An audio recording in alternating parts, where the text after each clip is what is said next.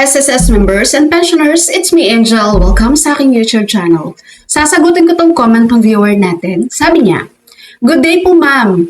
Mag-start po ako magpensyon ng April 19. Kasama na ba ang 10% ng 2025 po? Salamat."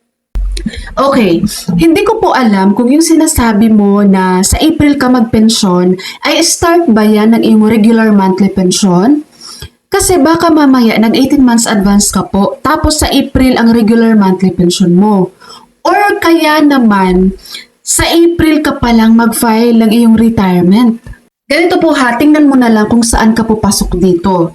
Number 1, kung ang date of retirement mo or ang iyong date of contingency ay sa April 2026, ibig pong sabihin, sa September 2026 ka, makakasama ka po doon sa increase ng mga pensyon sa SSS. Hindi ka po kasama doon sa 2025 na increase. So kung ngayong April 2026 ang date of retirement mo or date of contingency mo, makakasama ka sa increase na mangyayari ngayong September 2026 at sa September 2027. Number 2, pero kung ang date of contingency mo or ang date of retirement mo ay bago mag-September 1, 2025, kumbaga ang iyong date of retirement or date of contingency ay August 31, 2025 pababa.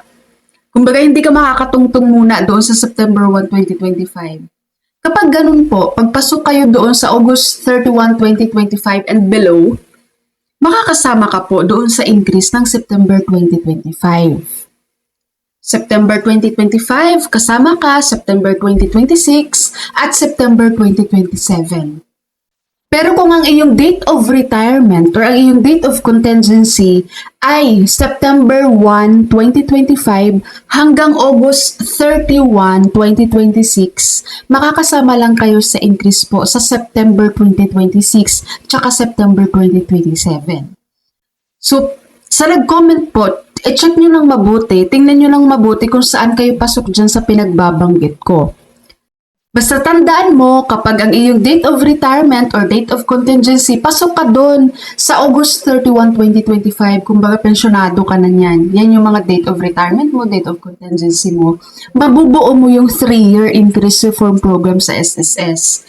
Increase ng September 2025, increase ng September 2026, at increase ng September 2027. Pero kung ang iyong date of retirement, no, sabi mo dito sa April, kapag yan ang iyong date of retirement or date of contingency, well, hindi ka po kasama sa 2025 na increase. Makakasama ka lang ngayong September 2026 tsaka September 2027. Okay po, sa mga nagtatanong pa din tungkol sa increase nyo, sa mga nalilito pa dito sa 3-year increase reform program ni SSS, okay lang pong magtanong ha. Hindi po masamang magtanong. Okay lang yan, magtanong kayo ng magtanong dyan. Kahit minsan paulit-ulit ako ng explain, okay lang po yun. Wala pong magiging problema yun. Mas maganda yung magtanong guys. Dahil doon tayo natututo.